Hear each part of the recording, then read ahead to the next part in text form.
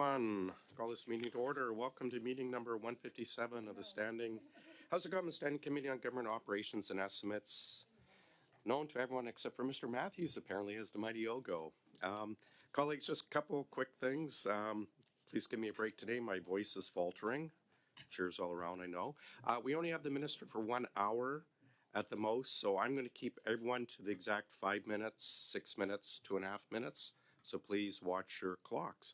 Minister, welcome back. The floor is yours for 5 minutes, please. Merci, Monsieur le Président. Thank you, Mr. Chair, dear members of the committee, for inviting me. I'd like to acknowledge that we are gathered on the traditional unceded territory of the Algonquin Anishinaabe peoples. Suis accompagné aujourd'hui des fonctionnaires de... With me today are officials from my department to answer your questions about the Supplementary Estimates B 2024-2025. Canadians rely on us as their elected representatives to ensure that public funds are effectively and efficiently used to deliver important programs, services, and supports. Le budget supplémentaire des dépenses B. The Supplementary Estimates B present information on the government's additional spending requirements in various priority areas. Whether it's building more housing, dental care, the National School Food Program, or programs that contribute to the future of young people, the government will always invest in the priorities that matter the most to Canadians. Specifically, Mr. Chair, Subs B seek parliamentary approval of $21.6 billion in proposed spending across 79 federal organizations. This includes $742 million for the CMHC, including funding for the Apartment Construction Loan Program, the Affordable Housing Fund, and the Housing Accelerator Fund. And these programs, Mr. Chair, help address housing shortages, develop infrastructure, and streamline building processes. Funding is also proposed for the implementation of the first ever National School Food Program, which will provide meals to an additional 400,000 children each year, in addition to the meals served under existing school food programs. The government continues to support the next generation of our workforce, and these supplementary estimates propose $12 million for young entrepreneurs and $15 million to allow Canadian students and teachers to access coding and digital skills training opportunities through our CAN Code program. In addition, the proposed spending includes funding for the Canadian Dental Care Plan, which has already been accessed by 2.7 million Canadians across the country, which Conservatives want to cut. These supplementary estimates bring a decrease of $14.9 billion, or 6.2% from the previous year's estimates at the same point. In addition, the supplementary estimates include $3.2 billion in additional statutory budgetary expenditures. Those are approved through legislation and appropriation acts. The proposed spending is primarily for the Canadian carbon rebate, which will provide $2.6 billion for small businesses and an additional $307 million for individuals. Non-budgetary expenditures reflect planned financial assistance to Ukraine and investment in the World Bank's capacity to help developing countries, and I would really hope that my Conservative colleagues would support these measures as well. Monsieur le Président, comme vous pouvez... Mr. Chair, as you can see, these supplementary estimates focus on priorities that will deliver results for Canadians and those in need abroad. And as noted, proposed spending is spread across our government. Among the largest proposed investments by department are $4.5 billion to the Department of Indigenous Services for supports including under Jordan's Principle. $3.3 billion to the Department of National Defense to support military procurement, $1.7 billion to the Treasury Board of Canada for recently signed public service collective agreements and public service benefits. Lastly, Mr. Chair, I urge all parliamentarians to support these measures.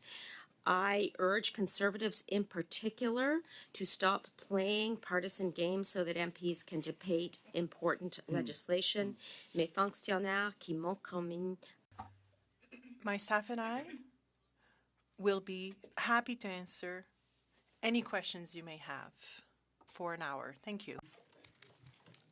Thank you very much. We'll start with Mrs. Kusi for 6 minutes, please.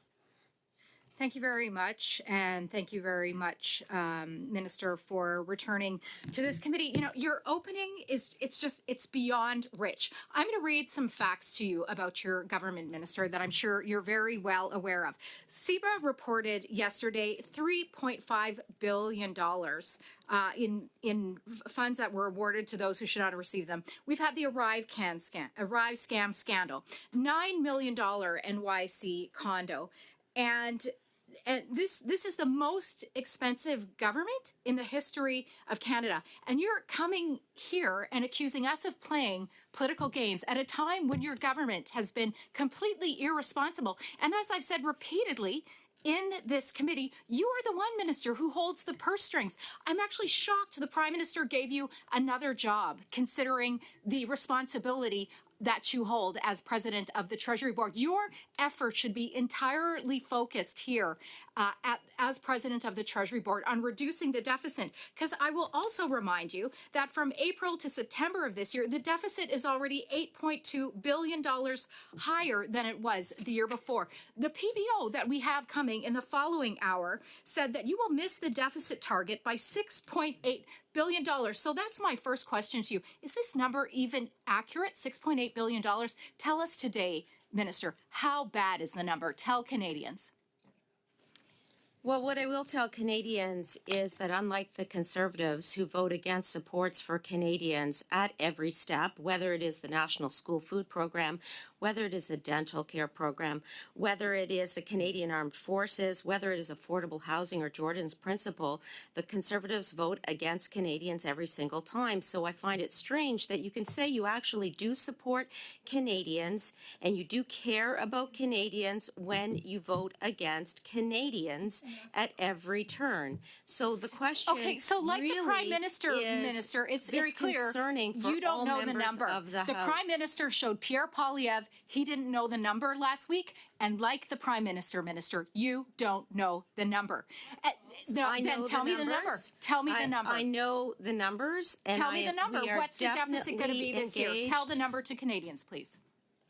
We are definitely engaged with all the departments in the government, including the Department of Finance, that holds the purse strings in terms of our budgetary commitments, and we will be ensuring that the public accounts are delivered by the end of the year where all of the numbers will be contained. Minister, now you come in here and you talk about all of these programs and how you are taking care of Canadians. Yeah, you can't even take care of the public service, and it's evident now.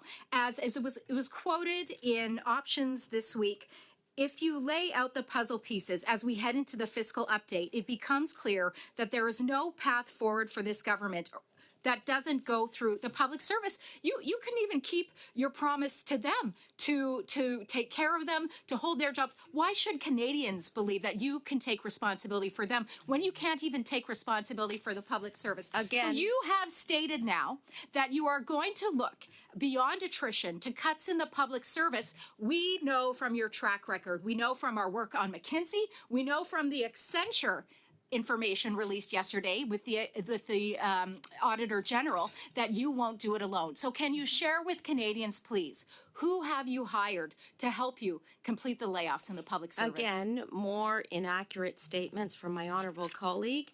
I would first of all like to thank the public servants for their incredibly hard work. I would also like to say that our government will not be adopting DRAP-style measures like previous Conservative governments have done. We are continuing services So to what are you going to do to Canadians save the money then, without Minister? any You have this impact deficit. to You haven't delivery. met your deficits in in recent years. The PBO says that you are overshooting the number that you gave already. You haven't been able to give a number here we today. will What are you continue going to to do? be here for When you public arrived in this servants. position, not this past summer, but the summer before, you were so enthusiastic, so peachy keen about all the savings that you were going to find, and you haven't found these savings, Minister. Again. In fact, your financial position is worse. So tell Canadians today, what do you plan to do? You've let down the public service. Mr. Are you going to Chair, let down the Canadians Chair, as well? Those statements are inaccurate. We have actually saved on professional services approximately $800 million, and we have instituted a number of reforms to ensure that there is more discipline in the system relating to contracting with third parties. I announced those last March. They include an updated manager's guide. They include a revised directive on the conflict of interest. They include a horizontal audit, and they include the development of a risk and compliance process. So all of those measures, in addition to reducing the government's reliance on third-party contractors, must be taken into account, and they certainly weren't reflected in the honourable member's questions. Yeah, but was reflected was the continued debt, the continued deficit, you letting down Canadians, and which increases their taxes. You're talking about all these programs. You don't seem to understand that these programs cost money, that they add, in fact, to the burden of Canadians, because you are not keeping your promise to the public service or to Canadians, as is evidenced by the continued deficits, including the one this year, and you can't even tell me what it is. Perhaps Thank the you very honourable much, member Mr. can Chair. explain why she's going to vote against we will 400,000 now go children to, and voting against sorry, the it's- National School Food Sorry, Program. I have the floor. That's the I question. have the floor here, Minister. We said we'd stick to specific times. Mr. Jouari has the floor. I'm sure Thank you, can, Mr. Chair, and provide an welcome, Minister and opportunity. officials, to our committee. I promise it's going to be an exciting one. You mentioned in your opening remarks and your responses a number of times to the National School Food Program. And Minister, thank you for the government's ongoing commitment to supporting families across the country. Could you share with us some of the important measures that aims to enhance the well-being of the families? You've referred to it a number of times. So. Well, I was trying to explain to my honourable colleague the importance of a national school food program. I see that she has left the room. Unfortunately, she won't be able to hear the...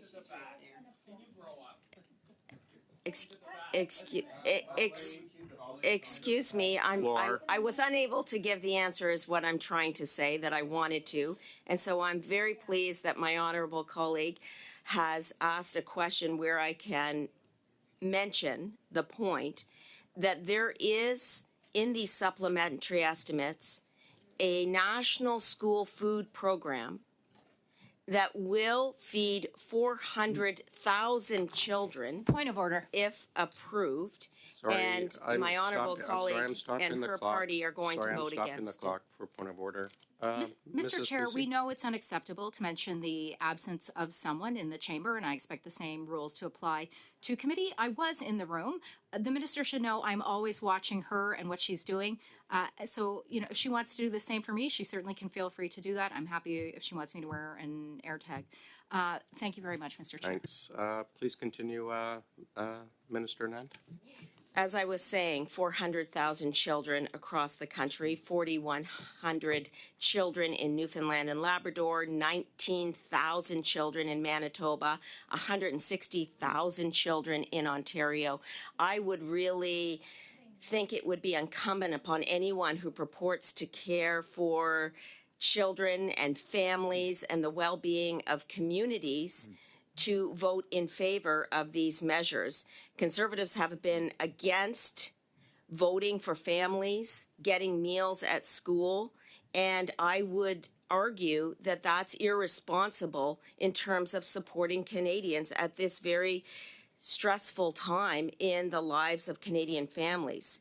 We have made progress with some of the provinces, but the funding has not been approved yet, and it needs to be approved in a timely manner, or the future of the program will be at risk. Kids and families are relying on us to get this done, and we need to ensure that everyone in the House of Commons votes in favor of Canadian families and Canadian kids in these supplementary estimates. Thank you, Minister. Another topic which is of serious concern in my riding of Richmond Hill and within York Region and actually across Canada is the car theft. And although we've seen some decrease on the car theft, but the carjacking is on the rise. And I wanted to get an understanding from you, Minister, what specific measures are being implemented to effectively reduce these incidents? And is there any funding in this supplementary estimate to be able to support it? And how important it is for us to support this? Well, it is important. There are approximately $8 million going to the CBSA and public safety to address the recent rise in vehicle thefts across Canada. CBSA is going to utilize immediate funding to focus on addressing the export of stolen vehicles, and these investments will build the foundation of CBSA's export control and the surveillance of stolen vehicles. They are targeted towards stolen vehicle exports, but the surveillance equipment that is being invested in is going to be able to address containers writ large. The auto theft situation facing Canadians is completely unacceptable. And as I said, there is approximately $8 million in these supplementary estimates to address auto theft. It would be responsible for everybody in the House to show support for Canadians who have suffered a stolen vehicle from their driveway. Thank you, Minister. Those are naturally the two important topics in area of concern in my riding. There are two other areas that I want to quickly touch on, and this is funding for access to information. I understand there's $3.4 million for strengthening the access to the information system, as well as about $3.2 million in funding for Government of Canada Enterprise Cybersecurity Strategy. Can you expand on that one? How important it is, and how will it help us as small businesses, and how will it help the government? There is $3.4 million for strengthening the access to information system, and the funding is essential to maintain and operate the ATIP online portal, to reestablish a dedicated team to undertake the 2025 ATI review, and to support the establishment of a systematic approach for the declassification of historical records. I want to mention that since 2015, we've taken steps to improve the Access to Information Act, including introducing the most significant reforms in 30 years. The Conservatives, on the other hand, have previously voted against funding for the Office of the Privacy Commissioner, diminishing Canadians' rights to access to information. And again, these supplementary estimates are going to contain $3.4 million for strengthening transparency, for strengthening the access to information system. Some other time, probably another colleague of mine can ask about the cybersecurity. Thank you, Mr. Chair. Thank you very much. Mrs. Vignola, please, for 6. Merci, Monsieur le Président. Thank you, Mr. Chair. Thank you, Ms. Anand, Mr. Matthews, and Ms. Cahill and Mr. Brunel-Côté. I want to start with international subcontractors problems that we saw in some cases. I get dozens of emails regarding MSH, how people are having trouble getting their money back. Even within my office, I have an employee who had to take various steps for 3 months. It took her 3 months to get her money back. You know, we think that actually some people at the same time, some companies are having to look at perhaps downsizing because they don't even have enough demand. So what's the difference between what I hear, what I'm seeing, and what Canal de Vie is giving you as an answer?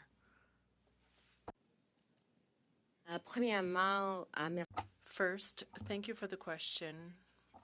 The decision to subcontract to MSH was a decision by Canada V, but we have seen problems with the subcontractor, for example, waiting times for calls in November 2024 at MSH were less than 4 minutes. And also, in terms of the processing of requests for reimbursements, was 4 days for complete coverage and 8 days for emergency trips. We do have a lot of work to do in future, but we have seen progress made with this subcontractor, MSH. Would it be appropriate to send you the emails with all due respect so that you could get a different perspective on the situation at Canada Life? Bien sûr, comme j'ai dit, Of course, as I said, we have and they have more work to do. But we have seen the progress that was made, as I mentioned. If you'd like to forward the emails to me, of course, you can do so. Now, of the $1.7 billion that the Treasury Board Secretariat is asking for, $24 million would be for professional services and special services. What are these professional and special services, and what are the objectives of these services? oui, merci. Thank you. I mentioned a few services in my remarks, but I can provide you with some specific details also. For example, $600 million would be for national defense, chiefly for engineering and scientific services, also research. Excuse me, Ms. Anand. I'm looking particularly at the $24 million that would be provided for the Treasury Board Secretariat's services. Oui. Yes. Of course, we will deliver once we get approval in the House the money for HR systems. We need to support services for our public servants so that they are able to obtain their pay. So if I understand correctly, this $24 million in professional services would be to support HR? Mr. Chair, if I may, it's a contract to replace the Phoenix pay system. As you know, there was a project launched over a year ago requiring professionals from other businesses to ensure that there's enough expertise provided within the department to make progress in terms of the system. Would you have anything to add? That's it? All right. OK.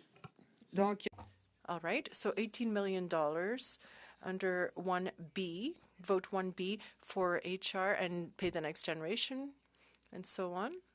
And another $24 million to support all of that, if I understood correctly. en fait, In fact, that amount is included in the $18 million. Now, the Secretariat, as the Secretariat and the President have indicated, there are other professional services that are required in terms of the online access to information service. Those are slightly more minor professional services, I would say, but they're required for cybersecurity also. Thank you very much. Now, very quickly, in terms of the 2023-2024 departmental results, reports, they have not yet been tabled. When will they be tabled?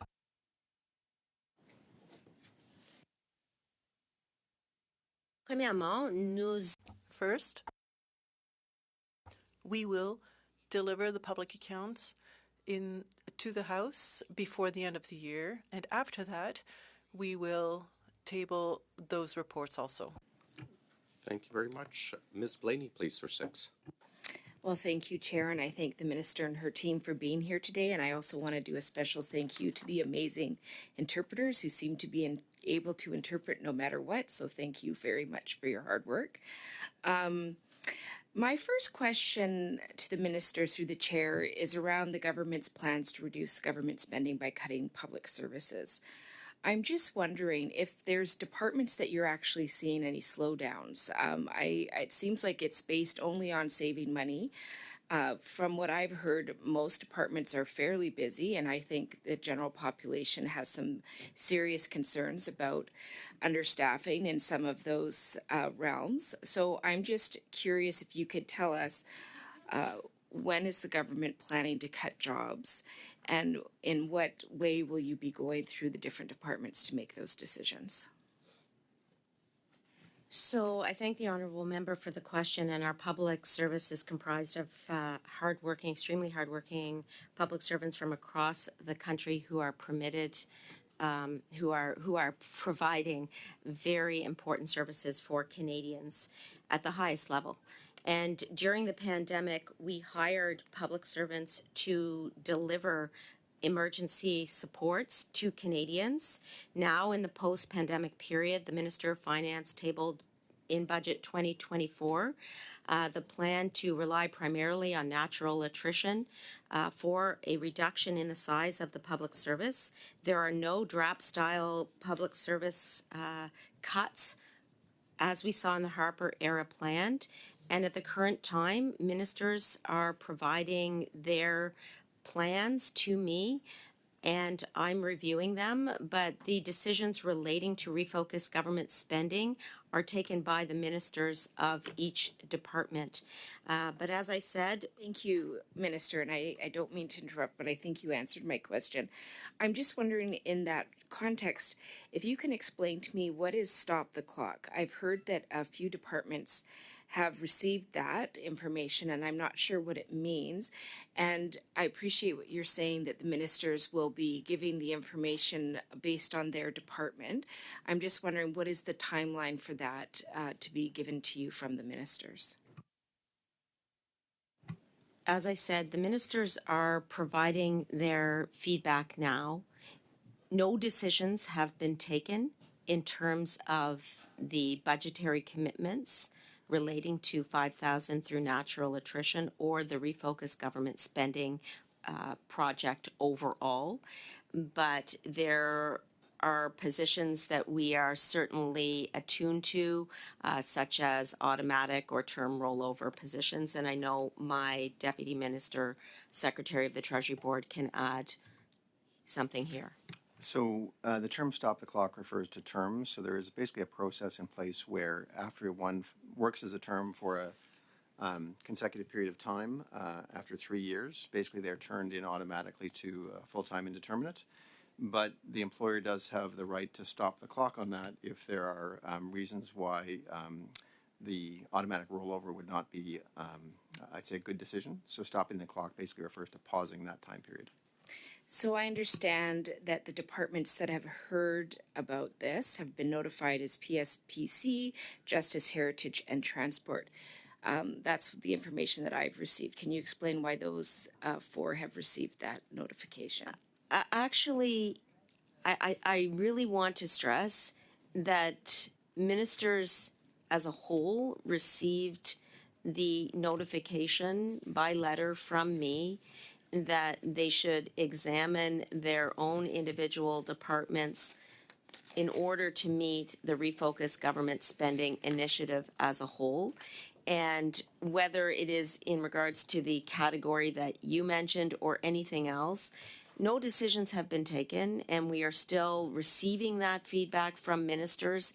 So again, it is incorrect to say that we are planning full-scale cuts to the public service. And I don't think I'm implying that. I'm asking for clarity. So I didn't get a response to my question, which those four ministries have received the stop the clock notification. So what I'm hearing from you, I think, is that the ministers get to decide how they're going to do it, and maybe these four ministers have made that decision. Mr. Chair, if I could, I can give an example of PSPC, which was cited as one of the four, as I think a very common sense one. We just talked about the system replacement underway for Phoenix. There are a lot of terms who are working on Phoenix. Given the planned replacement of Phoenix that may not require the same degree of manual support as Phoenix does, it doesn't make sense to automatically be rolling terms Okay, well, over. that does help me, but what I'm trying to understand is it a decision by the minister to do that, or is it the decision from the minister here with us today? I'm just trying to understand how that process works. So this is not the president of Treasury Board deciding what's going to happen at PSBC or ESDC or any of those things. I will say that the process that we are following is slightly different from the first Refocus Government Spending Initiative in light of what was said in the budget about reducing the size of the public service by approximately 5,000 through natural attrition. Thank you, Minister. That's our I'm sorry, goal. that is our time. And if you have other questions, please, we'd be happy to answer them. We're going to go back to Mrs. Kusi, please, for 5. Thank you, Chair. Okay, Minister, as was reported in the Ottawa Citizen yesterday, you have begun a multi-billion-dollar spending review. So can you please share with the committee what is the name of the third-party organization, the consulting firm, that is helping you with this multi-billion-dollar spending review? I have no knowledge of any third-party contractor that is assisting with this process, but I will turn to the officials in case they have knowledge. You should have on knowledge this. of everything, first of all. I'll start by saying that. But Mr. Matthews, briefly, Just please. to add from a TBS perspective, where we are, organizing and running the RGS2 initiative through the expenditure management sector, there's no contractors or companies been hired. What we cannot say is, has any department specifically hired a consulting resource to help them develop their own proposals? We would not have line of sight into that. But again, as the Treasury Board, the overseer of all the departments regarding finances, I would expect there to be knowledge of that. So, Minister, if I were to do an OPQ, there would be nothing that would come up on a third party relative to this process outside of what Mr. Matthews has said. Mr. Matthews' comments are ones that I support. Okay. And if I were to do an ATIP, I wouldn't find any information currently on a third-party consulting firm. You're welcome to file any type of report that you want, whether it's an OPQ or an ATIP. I'm telling you what I know, Okay. in honesty. I appreciate that. So you are telling me then that the Trudeau government is doing this all on its own right now. It's being completely handled by your Prime Minister and yourself as Minister of the Treasury Board. I am telling you that the process that we are following is that I have sent a letter to each minister to provide me with details regarding how they're going to meet the targets relating to refocus government spending, including reducing the size of the public service by 5,000 through natural attrition. We are receiving those submissions now. We will review them and we will table results in the main estimates if all goes well. Okay, thank you. So that from a government whereby the PBO says that you are $6.8 billion over your deficit, and as far as you know, the Trudeau government under your leadership, under the Prime Minister, is managing all of this. God help us all. Minister, I will go on to my next subject now, which is something that has been very dear to this committee, and that is the Arrive scandal. You promised this committee several months ago, possibly a year ago now, that you would recoup the $64 million from the fraudsters and the scamsters that took money out of the pockets of Canadians. You told this committee, you told Canadians that you would recoup this money. This, of course, is a scandal that is under RCMP investigation and is house ordered for review to return the money.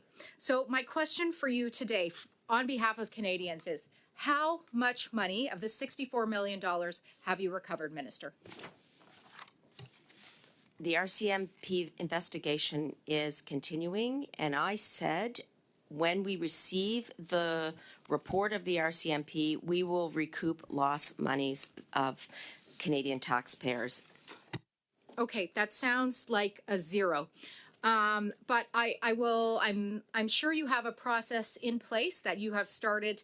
What type of confirmations have you received when this process is completed of funds that you will recoup? Where certain vendors perhaps have said, as soon as this process is completed, we will hand over these funds, we will return these funds. What commitments have you received in terms of funds expected to be returned back to you? What commitments have you received? A number, please. Mr. Chair, as I mentioned, the RCMP investigation is ongoing. We have a commitment to recoup taxpayer dollars at every turn. We have accepted the recommendations of the Auditor General relating to those issues, and we will continue to ensure that we adhere to the recommendations. That's why I implemented reforms in March 2024, revised directive on conflict of interest, we're past increased our time. contract Where's the money? information, Where's the money, horizontal Minister? audit. Please You're get gonna go Canadians to, As the soon money. as we Thank have a you. I'm report from the sorry, we are past RCMP, our we time, will both move of on. you. We're going to Miss Atwin. Thank you very much, Mr. Chair. Thank you, Minister, and for your team and officials to be with us today. And I'm just going to pick up a little bit on what some of my colleagues were asking about with regards to the public service. Shout out to the incredible public service workers from New Brunswick. And we have a lot of discussions around whether regional concerns might be taken into consideration. Of course, I'm thinking about Fredericton as our capital, but I'm thinking about Caracat or Charlotte as well. Do you know if there's any conversation or discussion around considering that kind of rural communities or how they might be impacted by any service or cuts in the public service? Again, each minister is responsible for their own portfolio, so those decisions and considerations would be with the minister itself. I know Minister Hutchins, Goody Hutchins, is very committed to ensuring that there is regional considerations, and I will certainly take this comment back to her. Thank you. Thank you very much. Another issue is kind of near and dear to my heart. It's the non-insured health benefits program. When I was first running for office, there's a lot of issues that were deeply cared about. But it's one issue that my stepfather actually came to me and said, "Can you please fix the non-insured health care benefits program?" For anyone who's used it, it's very cumbersome. It's been incredibly difficult for many people to navigate. And so I was really excited to see that Indigenous Services is requesting $562.5 million for the non-insured health benefits program. So their operating expenditures are $505.7 million, and then $56.8 million for the grants and contributions. And so, do you know if this funding will be used to address some of those gaps in benefits or to streamline service delivery, as identified in the ongoing joint review of the program? It is certainly something that we are taking a look at. There is funding within the SUPs for us to do that. And given that we have a number of officials here today, I'm glad they're able to hear your questions so they can take it forward. Thank you. Excellent. Thank you very much. I note as well that a lot of the concerns kind of came to light through, the Canada Dental Care Plan, which is fantastic, but it was able to shed a light on some of the issues within the non-insured healthcare benefits program. And so happy to see any improvement there for services for Indigenous peoples.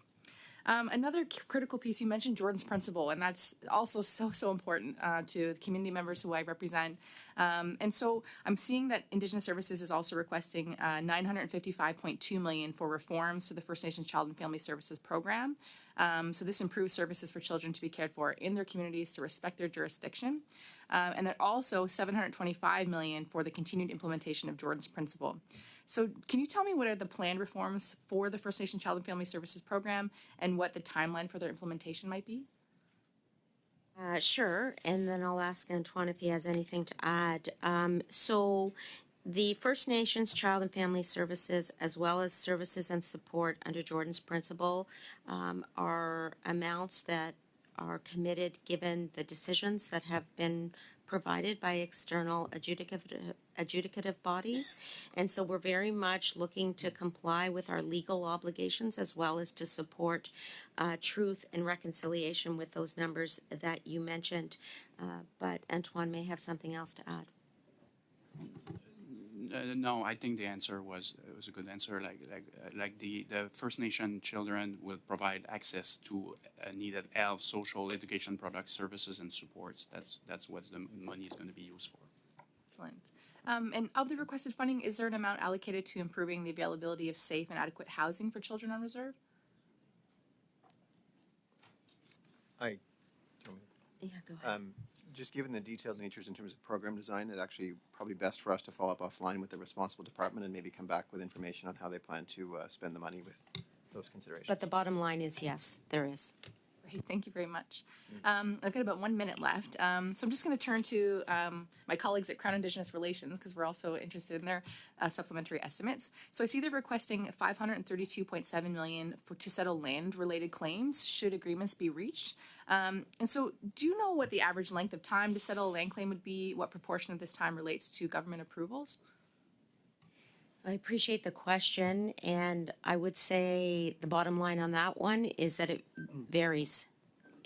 The process of settling land claims can take weeks, months, or years, depending on the negotiation and the size of the piece of land that is being negotiated, historical treaties, as well as discussions about the value of the land.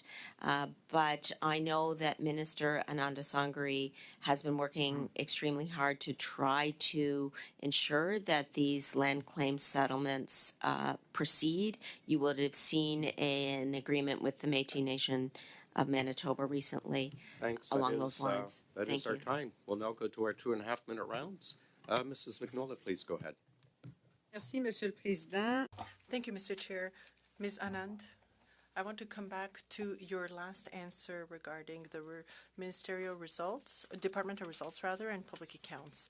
You were saying that these reports are tabled at the end of the year. I guess that's December 31. That means 9 months after the end of the fiscal year. That's point one. Point two, the accounts and the results are only tabled when the House sitting, and once the House has been sitting for 15 days. But we're not sitting on December 31st. Am I to understand that we will receive these reports sometime in January or February, nearly 1 year after the end of the previous fiscal year?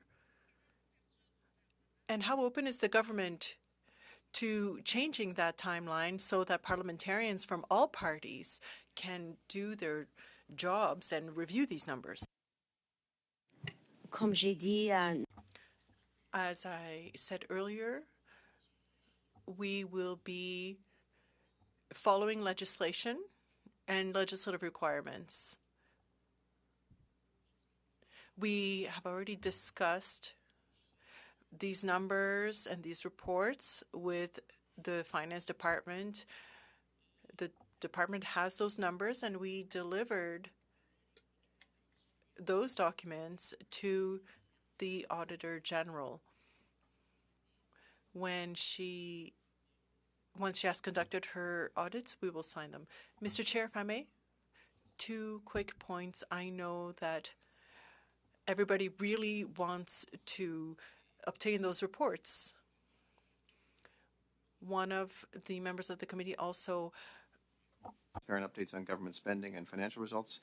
I would add GC Infobase, which is a tool that's transparent and available online that will provide members information throughout the year on departmental spending and performance if they're interested.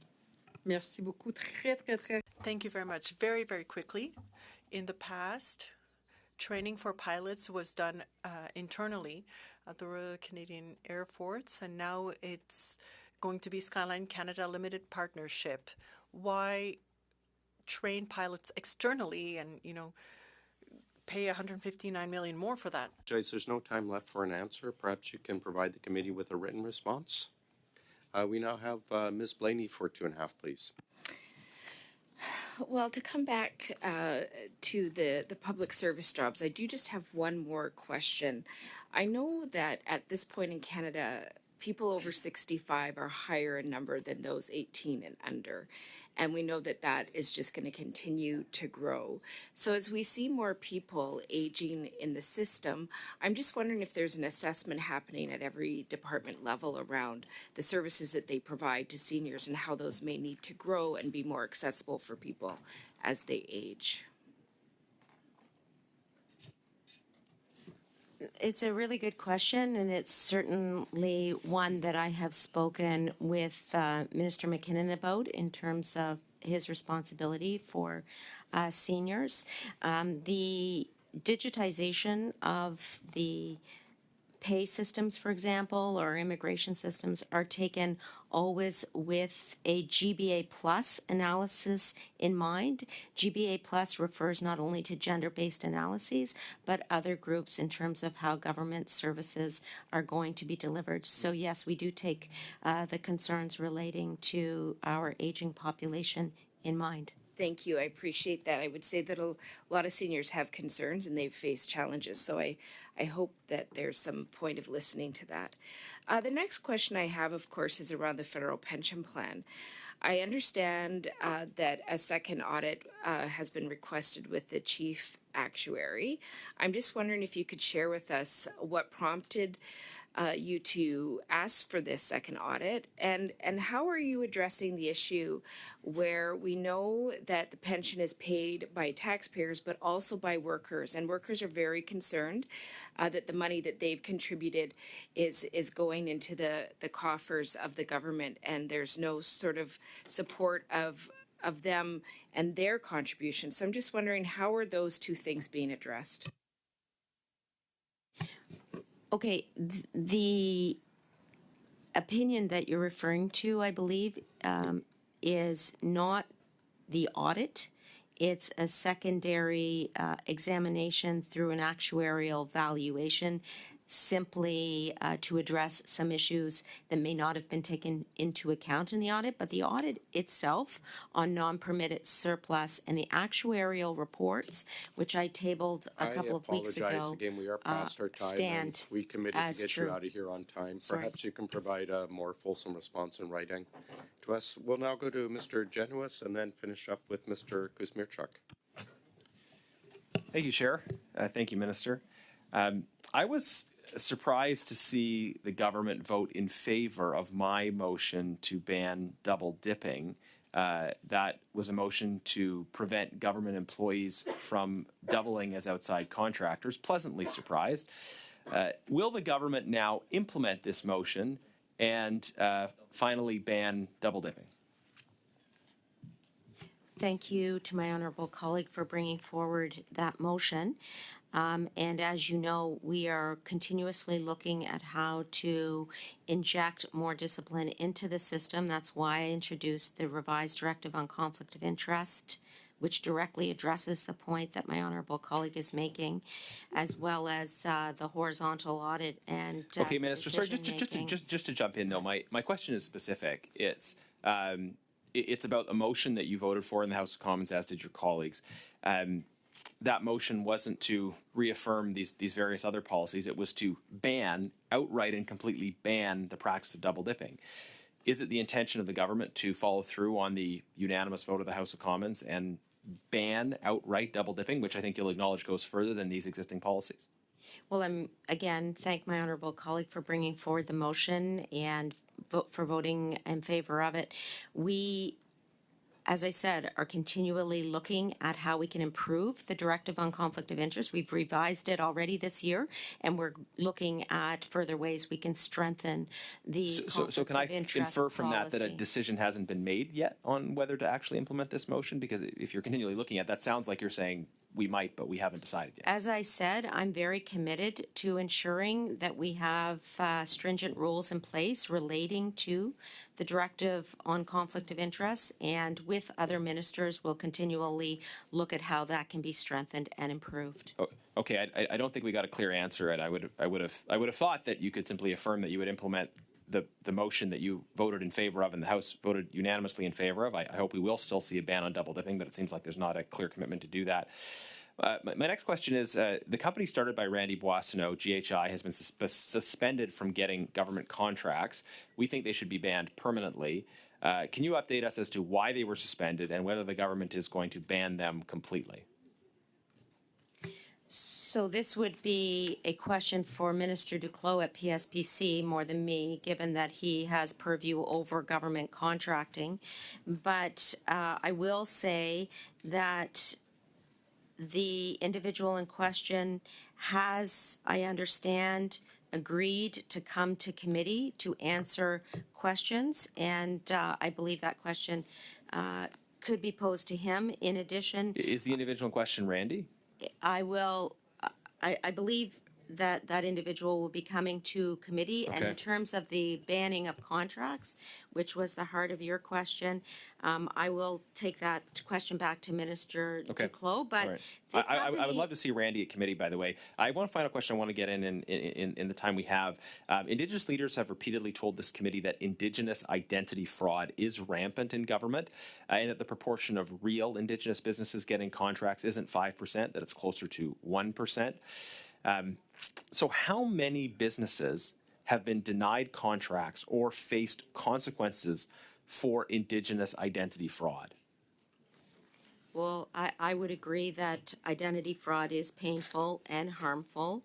And in terms of the numbers relating to companies denied contracts because they're not on the list, I don't have that information. If I I'm not could, sure Mr. if you Chair, I do. can give a I want to clarify, though, not because they're not on the list, because of Indigenous identity fraud. So that could be companies that misrepresented themselves in order to get onto the list, or who claim to be Indigenous businesses when they are not. We have, I think, over 1,000 businesses have been taken off that list. There may be various reasons, but one of them could be Indigenous identity fraud. So, but how many businesses have faced consequences or been denied contracts for Indigenous identity fraud? I'll give you a partial answer, Mr. Chair.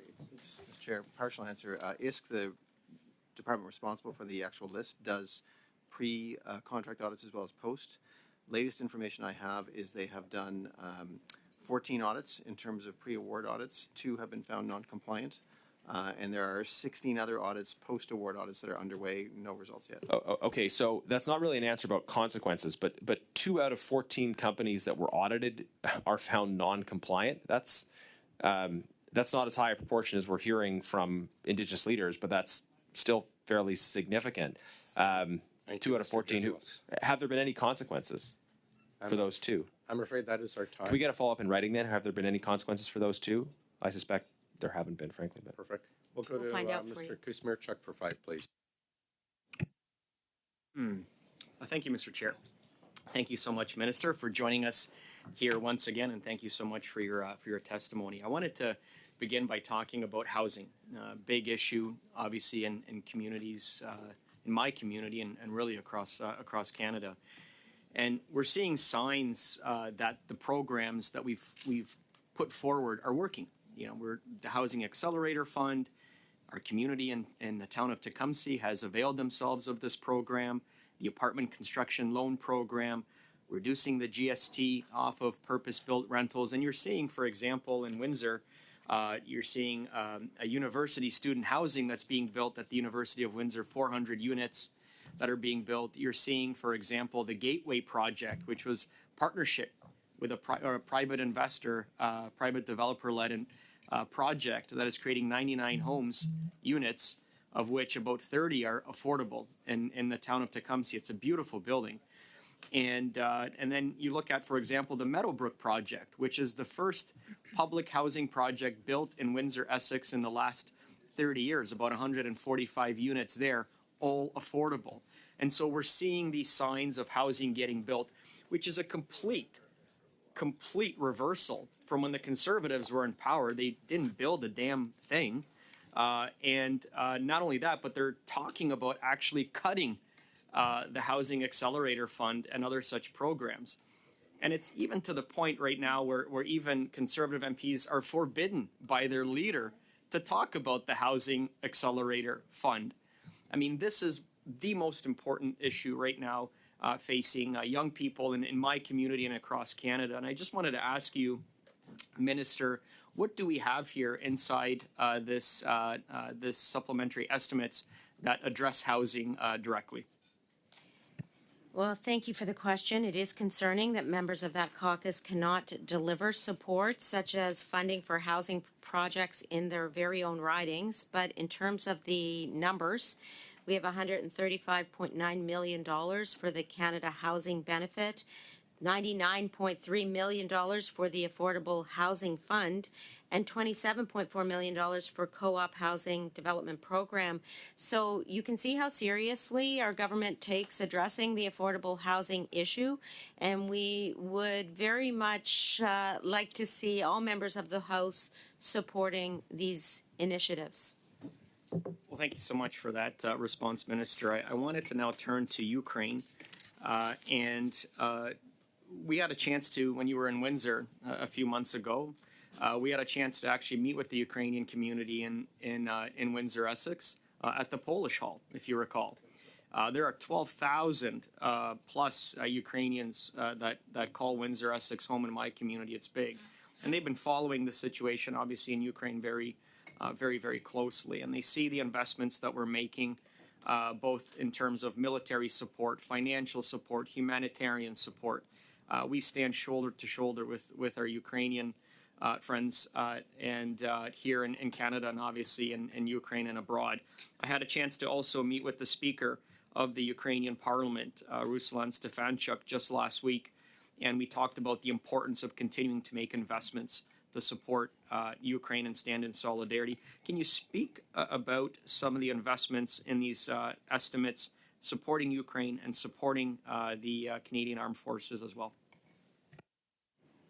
Certainly, $763 million for military aid to Ukraine, $659 million for air crew training, $561 million for the Canadian Multi-Mission Aircraft Project, $299 million for sustaining the Halifax-class frigates. These are all items that are in our supplementary estimates. And again, it is surprising when the opposition can't find it within themselves to vote in favor of supports for the Canadian Armed Forces or for Ukraine that is fighting for democracy within its own borders as well as in the world at large. Thank you, Minister. One final question I have actually to Mr. Matthews. Peter Julian from the NDP stated on Twitter that Conservative MPs arrived drunk at the House of Commons last night. They screamed, disrupted proceedings. Point of order here, so that Chair, parliamentary this pages is obviously had to be BS. ushered out of the lies Peter Julian tells on Twitter are frankly beneath Mr. Kuzmerichuk to repeat, but if they're not beneath him, they're certainly beneath this committee. We have a Minister of the Crown here for an hour, and this is the garbage you come up with. Like, I expect so much better of you, and I thought so much better of you.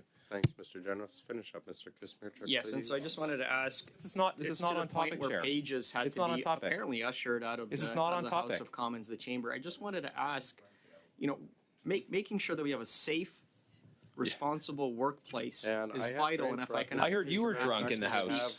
I heard you were drunk that night. Colleagues, that's what I heard. I don't know if it's true, but that's what I heard. Please don't make me use what's left of my voice. That is our time for today. Unfortunately, you have used up your 5 minutes, Mr. Kuzmerichuk. Before we dismiss you, we've got about 20 seconds. I'll ask really quickly.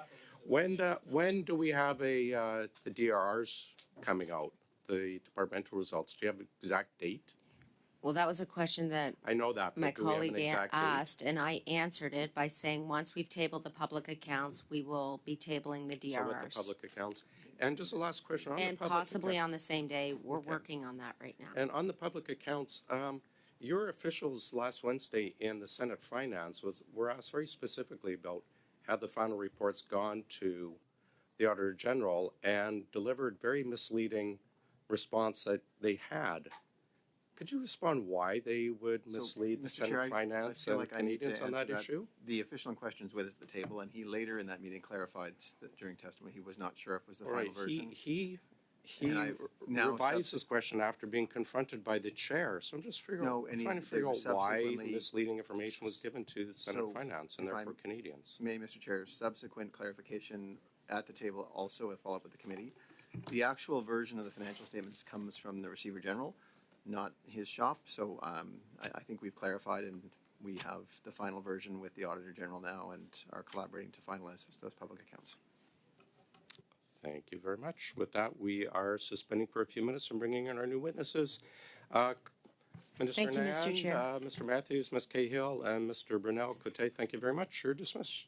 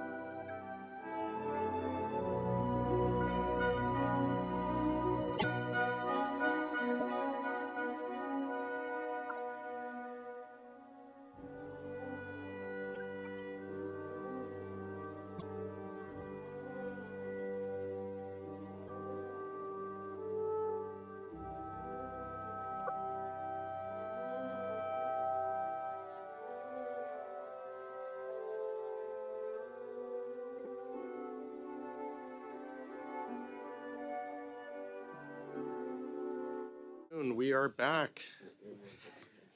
Before we start, colleagues, just at the end of today, we have to pass a budget for one of our meetings. It has been distributed, and then we'll have to do a very quick vote on the estimates. I'm hoping we can agree to lump them all in and vote them as one block and pass them today.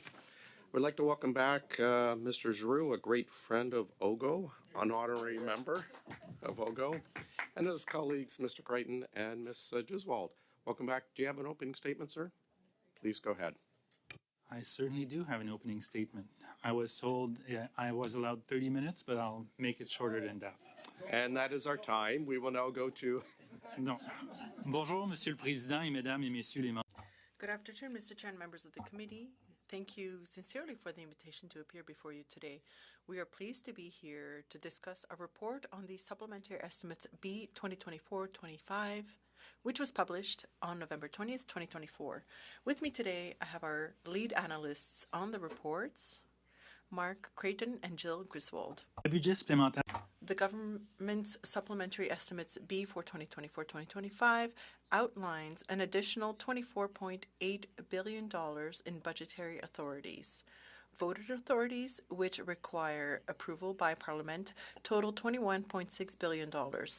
Statutory authorities, for which the government already has Parliament's permission to spend, are forecast to increase by a total of $3.2 billion. The forecasted increase in statutory authorities is largely driven by the Canada Carbon Rebate, including $2.6 billion for small businesses and $307 million for individuals. Roughly one quarter of proposed budgetary authorities, or $6.4 billion or so, is related to 143 Budget 2024 measures. To support parliamentarians in their scrutiny of Budget 2024 implementation, we have updated our tracking tables, which list all budget initiatives with planned spending in fiscal year 2024-25, the planned spending amounts, and the corresponding legislative funding authority. And I'll continue in English. Nearly one quarter of proposed spending, or $5.9 billion, falls under the Indigenous portfolio, primarily for Indigenous-related programs and claims. A notable amount of planned spending in these supplementary estimates relates to military procurement and support, including support for Ukraine. Planned spending on personnel accounts for approximately $2.9 billion of proposed authorities, with more than half, or $1.6 billion, going to the Treasury Board of Canada for negotiated salary adjustments and the public service insurance plans and programs. Supplementary Estimates B often follow the tabling of the public accounts. However, the public accounts for the previous fiscal year, 2023-24, have yet to be released. The delayed publication of the public accounts prevents parliamentarians from having more time to conduct ex post financial scrutiny and obtain better information to assess the government's budget plans and estimates, including these supplementary estimates. Parliamentarians have approximately 3 weeks from tabling, or 1 week from today, to approve the government's financial request. Should the supplementary estimates be not receive parliamentary approval by that time, departments may be required to cash manage their operations.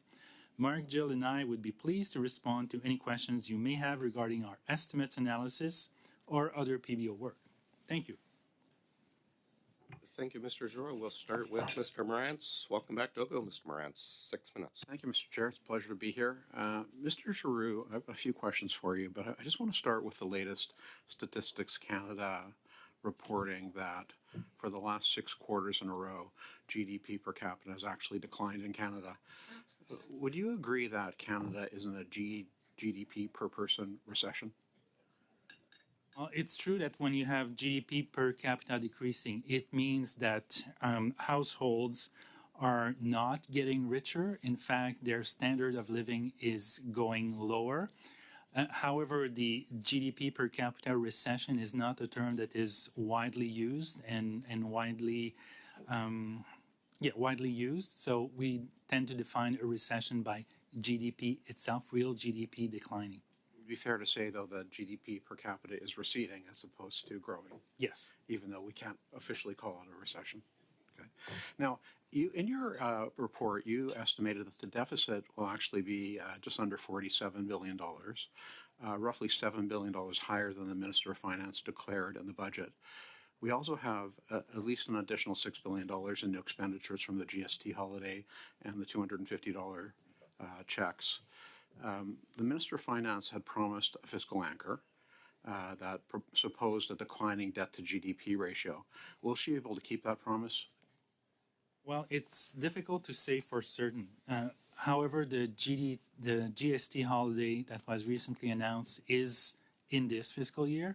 The $250 checks, if they were approved by Parliament, would probably be in the next fiscal year. So there is a possibility that it will not significantly affect the capacity of the government to meet its fiscal anchor. However, based on our assessment, it is quite possible that the declining debt to GDP ratio will be at high risk this year. And next, it's also quite a possibility, especially if the increase in the capital gains inclusion rate does not materialize, then the fiscal anchor of a declining debt to GDP ratio would be more than jeopardized. It would be probably busted this fiscal year. Okay, thank you for that. So you have some concerns as to whether or not the fiscal anchor can be met.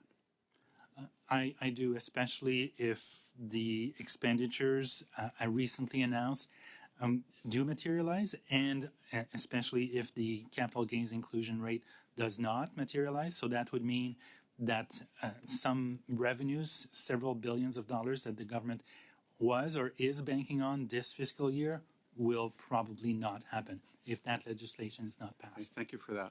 Now, regarding your fuel charge report, I know we've talked ad nauseum about the fact that Canadians pay more than they get back. That's been well established in your reporting over the last number of years, and that's just an indisputable fact. One aspect, though, when I was rereading your report that I found interesting was you actually say in the report that people's incomes will be lower as a result of the fuel charge. And I don't think that's something that we've asked you about before in committee. And I'm just wondering, are you saying that as a result of the carbon tax fuel charge, people's incomes in Canada are actually lowered? Well, in aggregate, yes, because if you impose a fuel charge or a tax on various sectors of the economy, conventional wisdom suggests that the activity in these sectors will be lower, slightly lower, or significantly lower, but certainly it will be affected by a fuel charge or a tax. So the income, both the labor income and the investment income derived from the affected sectors, is likely to be lower, slightly lower in that case.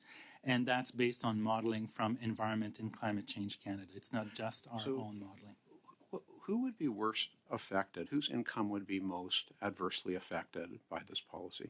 Well, it's those who have investment interests in the sectors that are most heavily affected by a fuel charge. So oil and gas, I think transport is one sector that would be affected, as well as individuals working in these sectors where profits would be lower and presumably economic activity will be negatively affected. So it's not just investment income, it's income from labor as well.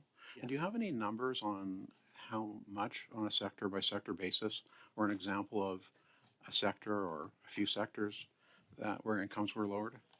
I don't have these numbers off the top of my head, but it's numbers that we have provided in our reports, I think.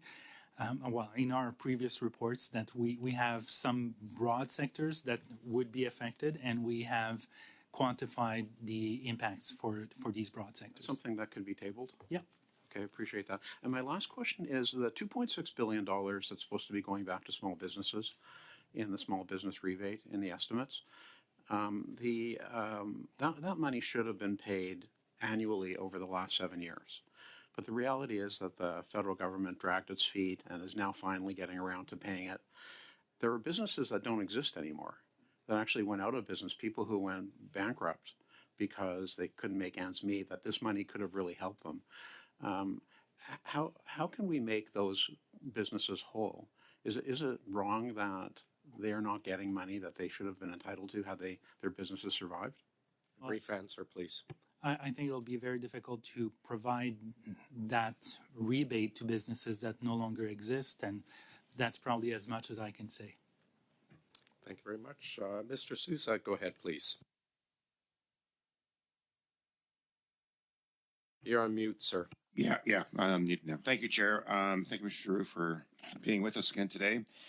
My questions are as follows. What criteria were used to determine the allocation of the $24.8 billion in spending outlined in the supplementary estimates B?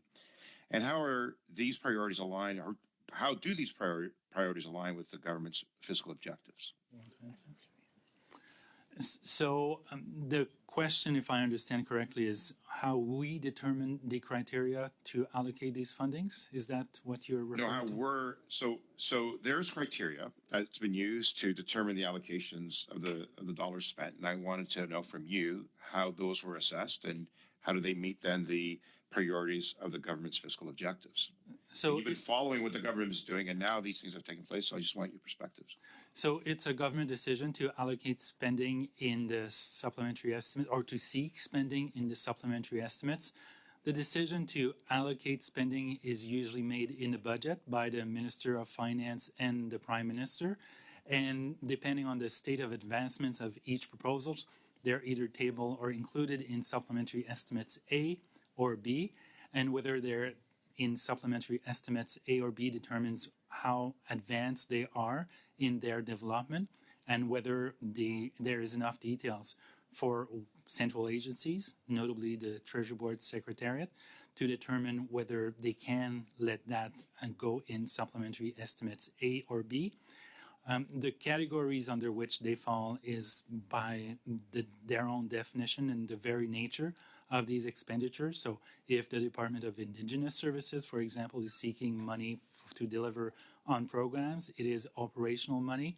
And on the other hand, if they need capital spending to build infrastructure, then it goes into capital expenditures, which is a different vote structure under the Treasury Board methodology or terminology. Thank you for that. So would you be able to elaborate then on the expected impacts of the Canada carbon rebate for small businesses and the individuals on the overall carbon emissions? I know the question prior made reference to it, but can you tell me about the impact it would have consequently on carbon emissions? Well, the Canada carbon rebate itself would probably not have a significant impact unless the small businesses and those who are receiving, the households that are receiving the rebate, were to use that spending to invest in equipment that emits less or no carbon at all.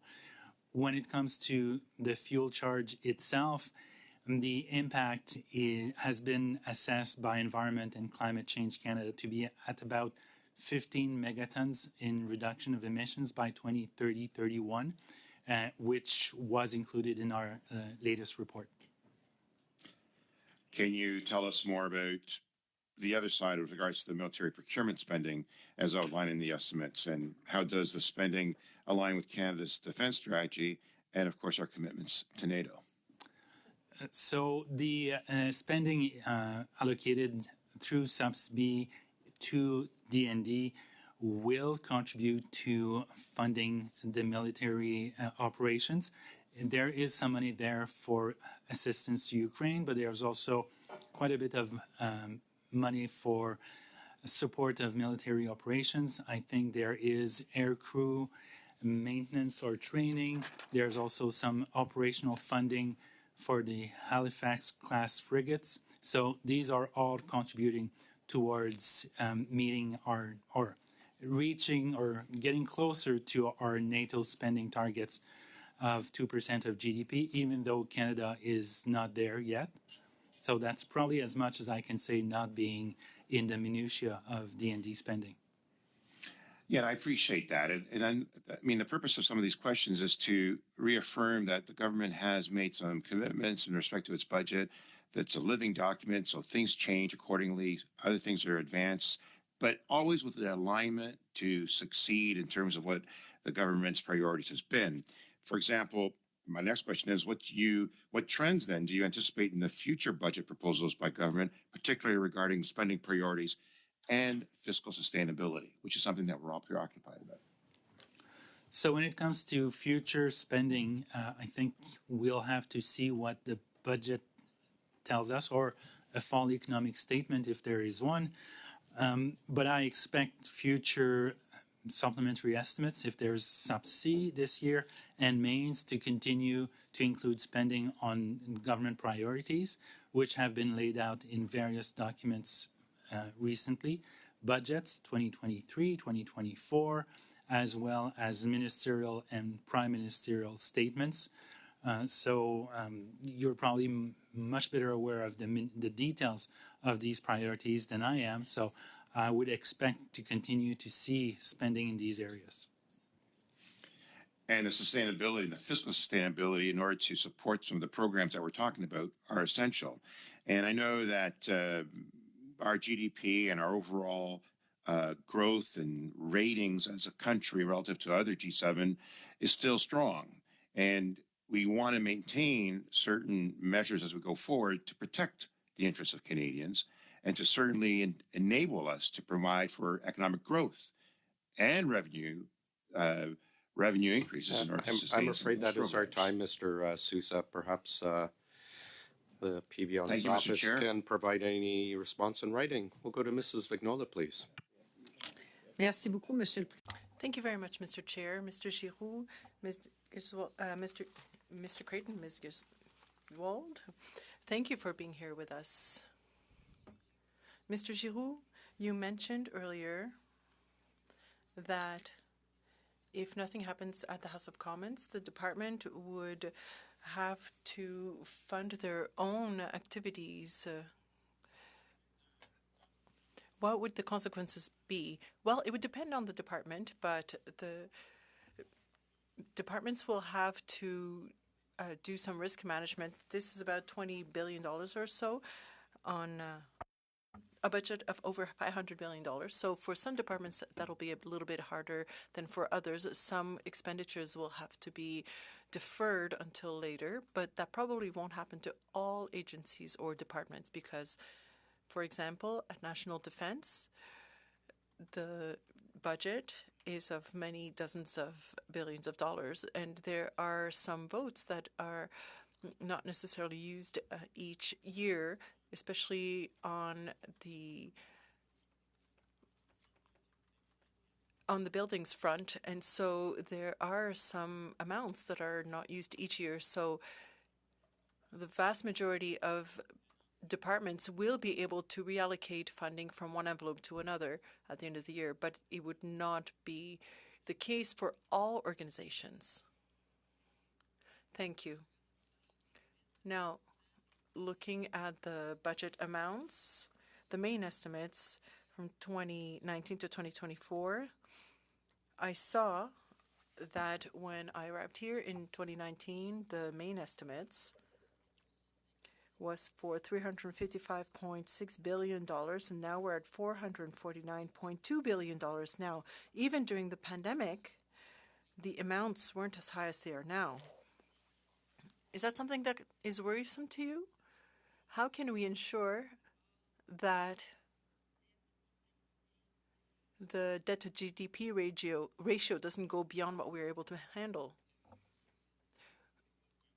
Does it worry me? It's not quite the case because these are government priorities. The government has decided to spend in certain sectors. So that's a public policy and priorities issue. So in terms of expenditures, when we look at all of them, it's not necessarily something that should worry us, but what could do so is the nature of services provided in relation to the amounts allocated. And again, that's a bit subjective. Are we getting the bang for our buck, as we could say? And that will depend. The answer will depend on who you ask. And the other aspect of your question is financial viability. compared to the other G7 countries, we are in a good position because our debt to GDP ratio is relatively, and I mean relatively low, especially compared to the US. However, the government did give itself budgetary targets, and what we've seen over the past few months and the recent announcements is that the government has increased risk, the risk of not reaching its budgetary targets. That can be concerning and worrisome when the government gives itself targets and puts itself at risk of not meeting these objectives due to its own decisions and not outside forces. Earlier, I asked the minister a question regarding departmental results and public accounts, and the minister was telling us about the tools that can be used to provide that follow-up and to provide monitoring. I mean, those tools are accessible, but they're not that transparent, let's say, to be able to do something 24/7. Is it logical for us to get the information, the reports, public accounts, almost a year after the end of the previous fiscal year? And is there a way to do things more clearly so that we can really get the information sooner and do a proper job? Well, in my opinion, that puts you in a very uncomfortable and difficult position when the government asks you to approve funding for almost the whole year when we still don't know what happened last fiscal year. I mean, we have an idea, but we don't have the definite number of the deficit from the 2023-2024, the fiscal year that ended in March 31st. It's December 2024. We still don't know. We don't have performance indicators for the organization's departments, but those organizations are collectively asking you for billions or tens of billions of dollars. To me, that's not really the way to properly manage public funds, and there are fairly simple ways to fix that problem, and it's to, legislatively speaking, force the government to table these documents and reports by September 30th. Even governments with fewer resources are able to do so, and others are able to do so year after year after year. They simply need to have the will to do so and to remove that discretion from the government to table the public accounts whenever suits them best. So if I understand correctly, there's no legislation? Ms. Blaney, please. Well, thank you, Chair, and it's very nice to have you back with your amazing team. I did look at the report, and I saw that you highlighted the notable amount of planned spending for the supplementary estimates relating to the military procurement and support. And you mentioned a couple of the aircraft and the joint support shipbuilding. What I'm curious about is the AG did her report earlier this week, and she talked about military contractors' responsibility to follow the industrial and technological benefits policy. And she talked about how she's seeing that they are not always able to demonstrate that they implemented this policy, which really states that an equal amount of the contract value must be invested into the Canadian economy. And I think she found 10 out of 60 procurements over $100 million. The policy was either not applied or did not include a full obligation. And I'm just wondering, in any of the work you're doing, are you looking at this? And can you tell us a little bit more on it if you are? Yeah, so that's something we looked at ourselves a few years ago. And we looked at how private sector corporations or those who get contracts to deliver on military procurement and military spending in general, how they were fulfilling their obligations when it comes to the benefits for the country. And we found something quite strange. For example, if these corporations invest in research and development, they get multiple credits. So instead of being one for one, $1 of credit for per $1 of expenditure, they can get up to 9 times the credit. So you would think that a private sector corporation investing in research and development in the country would try to minimize its own expenditures and invest in R&D to get maximum bang for their buck. But very few do that. They instead go for the one-for-one, and they invest or spend on normal procurement stuff or items that are not that structurally beneficial for the Canadian economy to meet their obligation. So it suggests that the ITB program, as we called it, is not really delivering as much impact as one would expect for the country in terms of research and development. So corporations, when they get contracts, they do meet, by and large, the requirements, but they do it on items that are not as beneficial as they could be. So just so that I can wrap my head around this, you talked about how they're not investing in that research and development. And we know that in Canada, we tend to not have as much resources to put into that. And if we did, of course, it would give us economically a lot of opportunity. So I'm just wondering, is that one of the significant gaps? Is without that investment, it means that Canada doesn't own as much knowledge as it could that could really give it opportunities in this sector. I think that's the logical assessment. Another sector where they could invest is post-secondary education, investing in universities and colleges where they do some research, and they're not doing that as much. So they tend to go with suppliers to fill their operational needs, but not items that would have structural benefit for the economy. They go for day-to-day operations. So you're right, it could be seen as a missed opportunity to generate as much benefits for the country, but it's not. Yeah, thank you. That's really helpful. The next part that I just wanted to touch on is you talked about the money that's being requested by Veterans Affairs Canada, and I am curious, what type, this is always an issue of discussion, what type of expenditures by Veterans Affairs Canada actually qualifies, in your opinion, for the 2% NATO target? That is something that gets brought up all the time, and I'm curious with your assessment what you believe that actually is. So there's some expenditures in Veterans Affairs that qualify and others that don't. Mark can probably provide a more detailed answer than me. Yes, thank you for your question. So under the strictest reading of the NATO definition, only military pensions to current or past service members apply, but it's not really possible to get the amount reported to NATO without including some benefits. So, but there's no real easy one-to-one mapping between that. So there could be some amount going towards NATO in that sum, but it's not really possible to know until it's actually published and reported to NATO. Okay, thank you. That's always the fun part. I'm just wondering if you could talk about the report delay in receiving the public accounts and how that really impacts your ability to do the work. Well, it's something that is really concerning because it goes against what should be.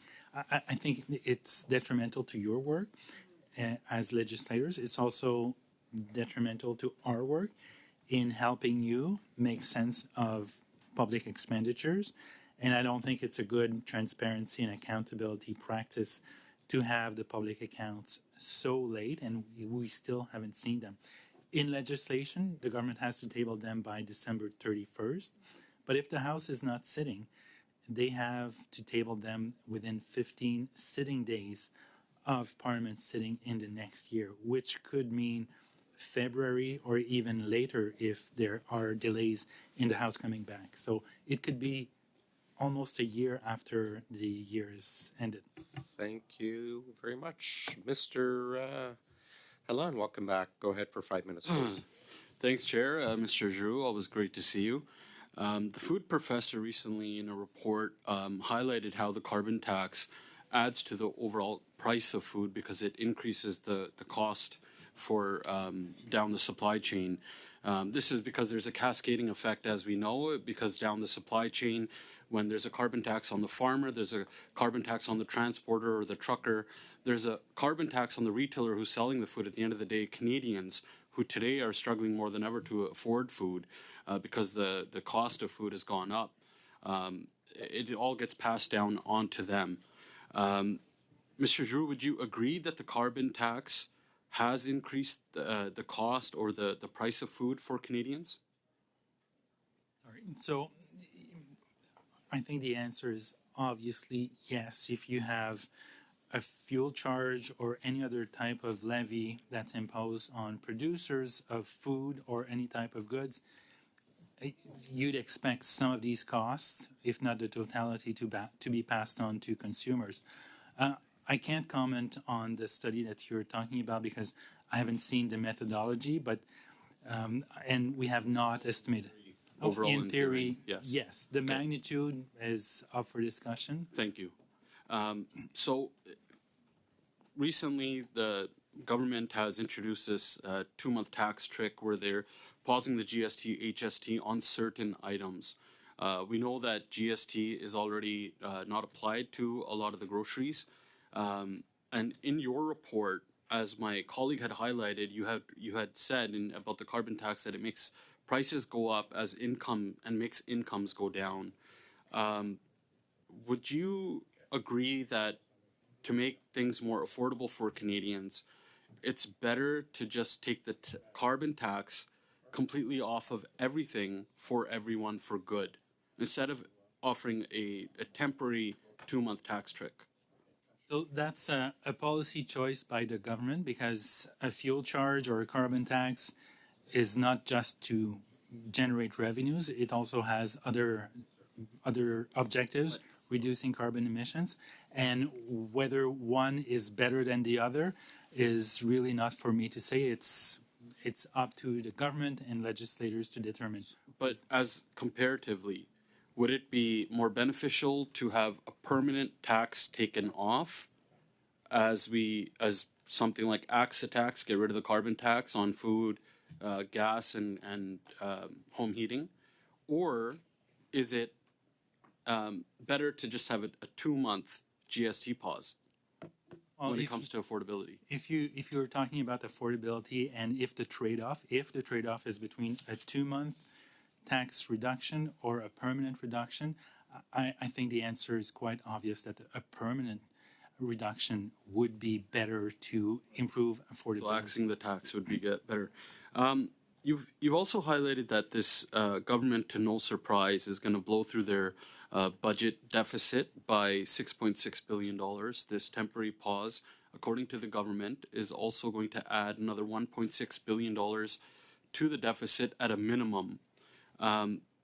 What does this say about affordability for Canadians to have the government go even further on their deficit? Is that going to help Canadians when it comes to affordability or make things worse?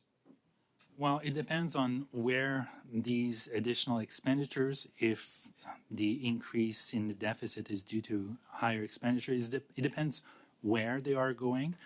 One thing that we can say for sure, though, is that when you have a higher deficit, other things being equal, it forces public debt charges to go up. And that's in good part why we have seen public debt charges go from the around $25 billion to 52 this year and expected to rise to 67 by 2030. Mr. Giroux, I've been hearing from businesses about this temporary GST pause, this tax trick, that it's going to cost them because they have to change their POS systems twice, once before the change and once after the change. And this is happening during one of the busiest times of the year because it's around Christmas. We're hearing anywhere, some stores, from $1,000 to $1,500 each, and they don't see that there's going to be a benefit from this at the end of the day.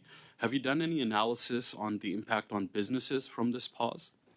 No, we have not done a study or an analysis on that aspect. Thank you very much, gentlemen. Mr. Baines, we're going to go over to you, but we haven't tested your mic, so please go ahead, and if we have any issues, I'll interrupt you and we'll go over to Ms. Atwin. But go ahead for 5 minutes, Mr. Baines. Thank you, Mr. Chair, and thank you to our officials for joining us today. How's the sound? Keep going, sir. I'll interrupt you if it's not. Okay. All right. My first question is,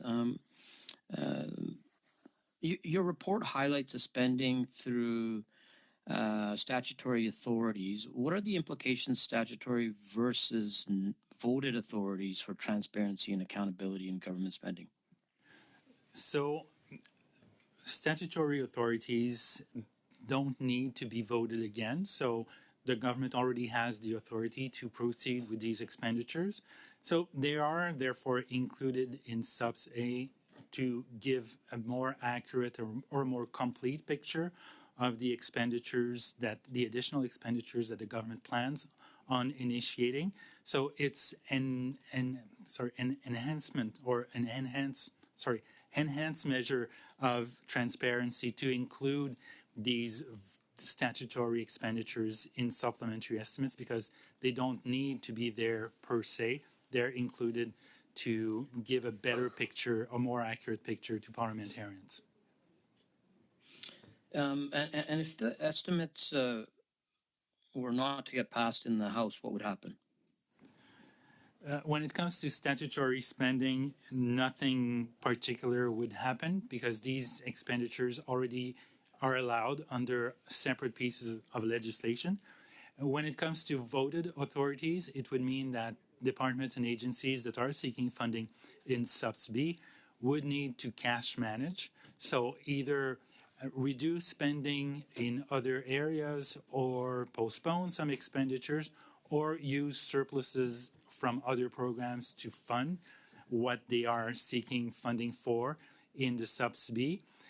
Or in some cases, it could be suspending specific types of operations, but I don't have a clear window as to which departments and agencies will be running out of cash before the end of the fiscal year in the absence of Subs B. This is something that the minister, the president of Treasury Board, and individual ministers would be in a much better position to explain. Okay, so have you done an analysis on which programs would be at risk of, say, sunsetting should the estimates not get passed? It's hard to determine with certainty, because we don't have access to real-time information on the cash needs of individual departments and agencies, certainly not at a disaggregated enough level to determine which programs. But generally speaking, departments and agencies lapse money. They're allowed to lapse up to 5% of their operating spending and carry it forward. So in most cases, it would mean that the lapse that they could carry forward to the next year would be lower. So I don't think that many, if any, departments and agencies would have to stop operation before the end of the fiscal year. But again, specific ministers would be in a better position to determine whether they would run out of cash.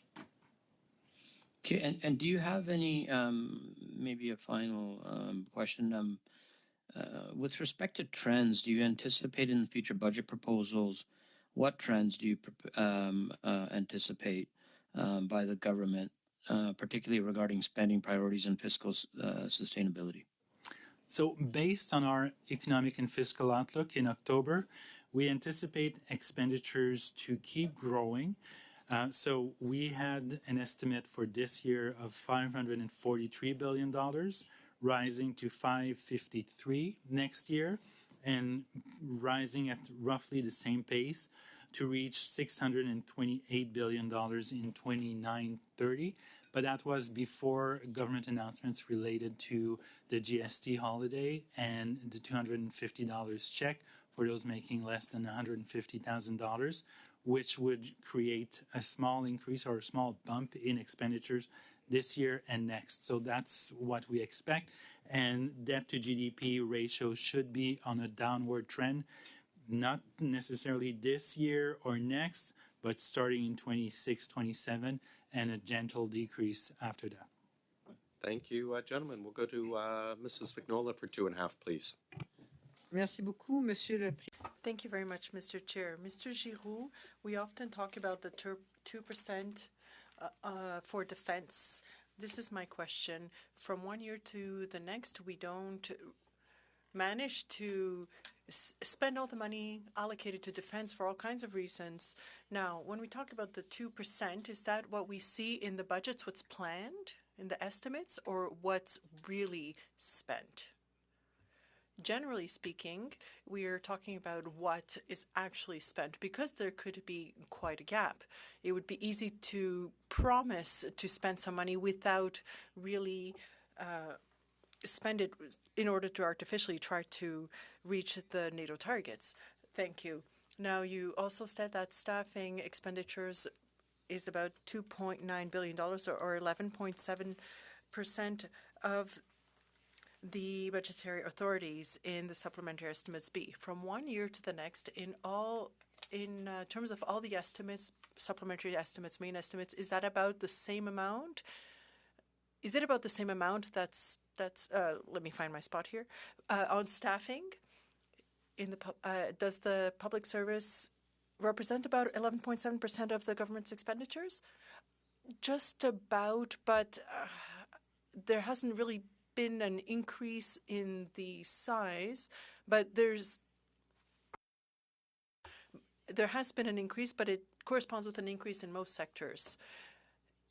I worked in the world of education in Quebec for about 18 years, and we had an administrative budget of less than 5% of the total budget, and that's often the case also for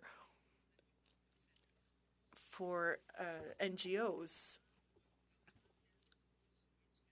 So when we see a government such as the Government of Canada, what would be the consequences if we were to impose this same kind of limit of 5%, for example, for staffing? What would it be the consequences if the government, would the government services be limited also? That's something that would be possible for sure. I know from experience that that's been considered in the past. Maybe it is a consideration when departments ask for money, maybe not a huge consideration, but when they request funding from the Department of Finance or Treasury Board, that is something that they think about that. There would be negative impacts if there were such a limit, especially in terms of enforcing legislation and so on. But there could be a limit with some kind of flexibility provided if there needs to be more or less staffing. Laney, please. Well, thank you, Chair. And I would like to turn to the resources that we saw under Indigenous Affairs. I know that there continues to be a pretty significant gap for Indigenous support, and it's not always delivered as it is announced. So I'm just wondering if you could talk about the funding gaps that you've seen historically, and if you feel that these will actually start to address the issues. I know that there is commitment to reforms for First Nation Child and Family Services program. That has been a very significant gap for a long time.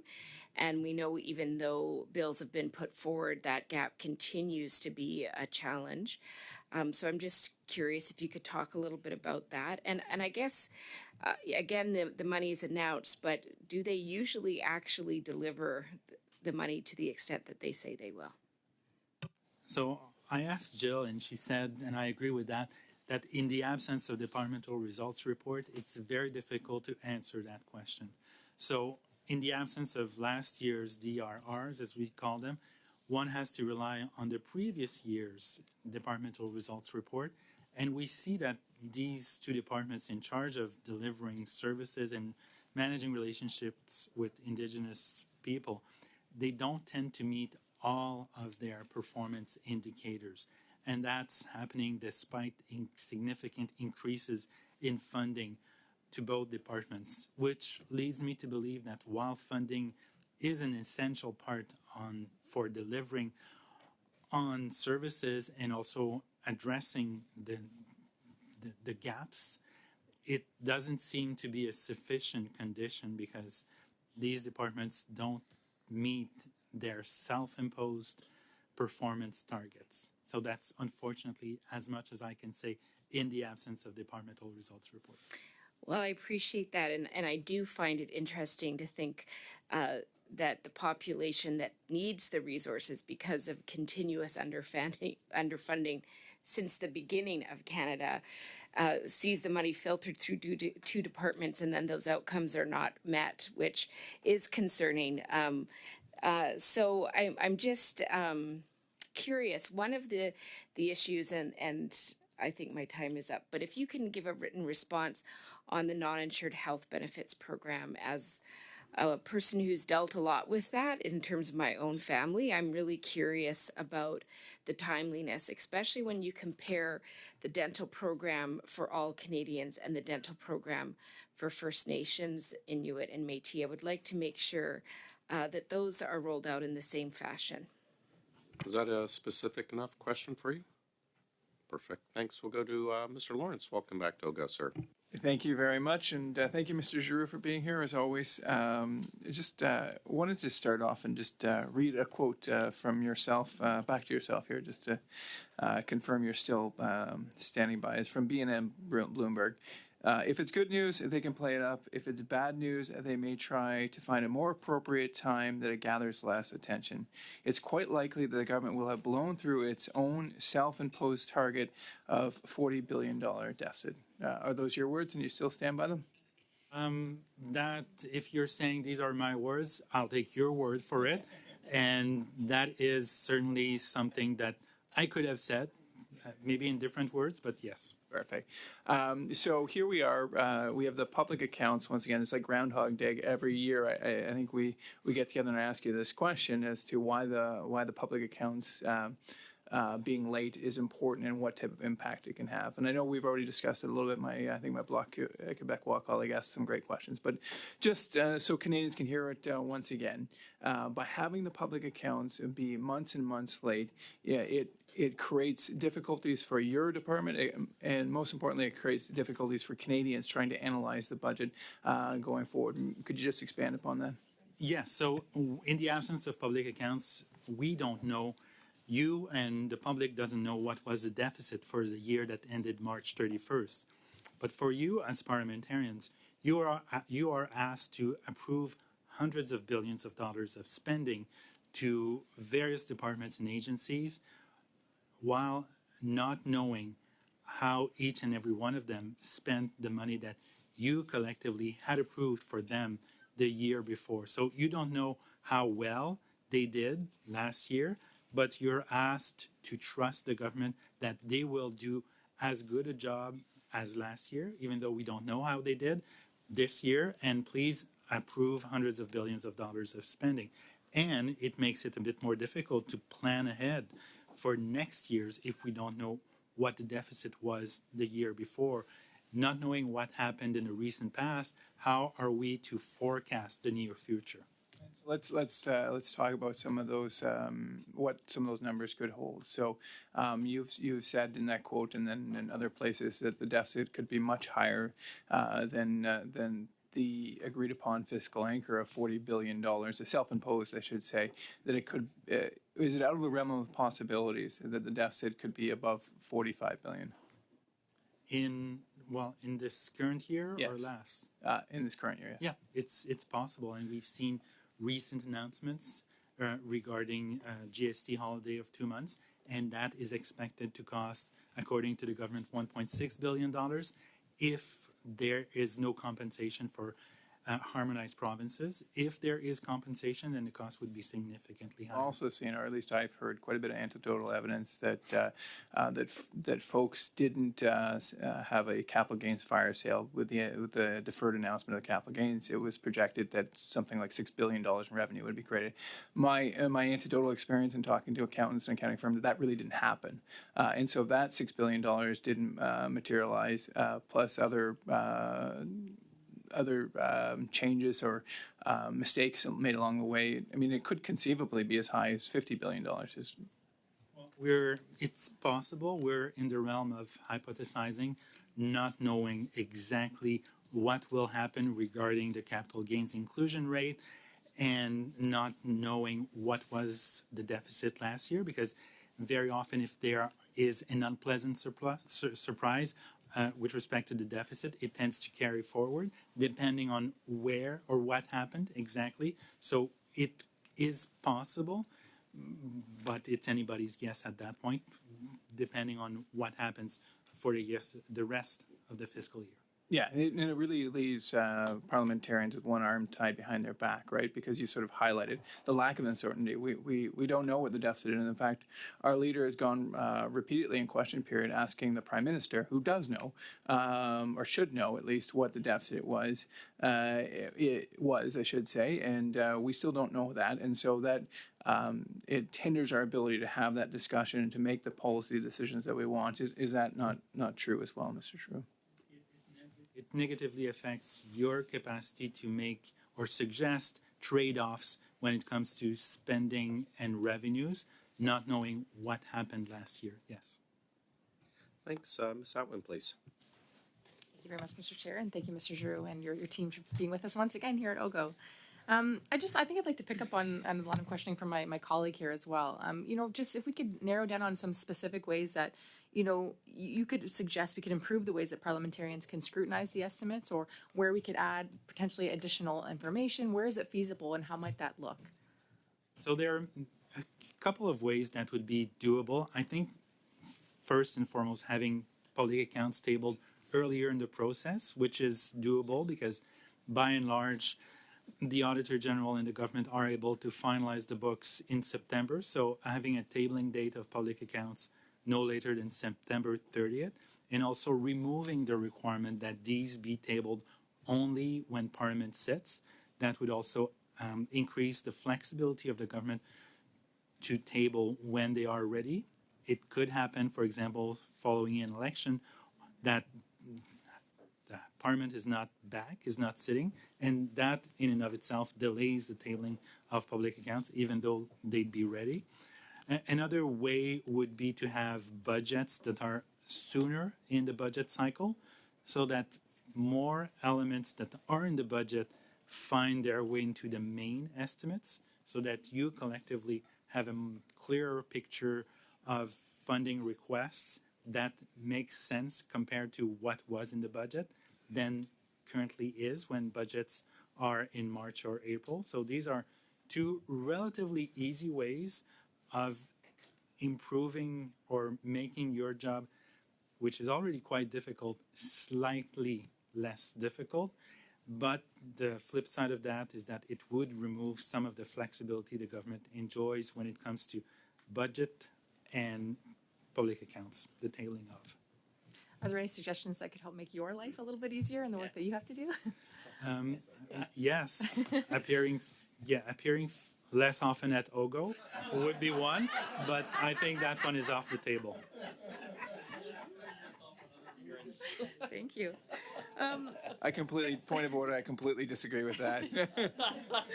And so, Mr. Giroux, through these supplementary estimates, so the government is requesting more than $20 billion in new voted budgetary appropriations. So your report highlights that, including these supplementary estimates, the total proposed year-to-date budgetary authorities are $487.4 billion, which represents a $5.2 billion or 1% decrease compared with the estimates to date for the preceding year. So how does the value of requested amounts this year compared to the supplementary estimates B requests, especially those of maybe pre-pandemic years? Thank you for the question. So are you looking just for the amount for supplementary estimates B from year to year? Yes. Yeah. Okay, so in terms of the historical proposed budgetary spending, in supplementary estimates B last year was $24.6 billion, which is pretty similar to this year.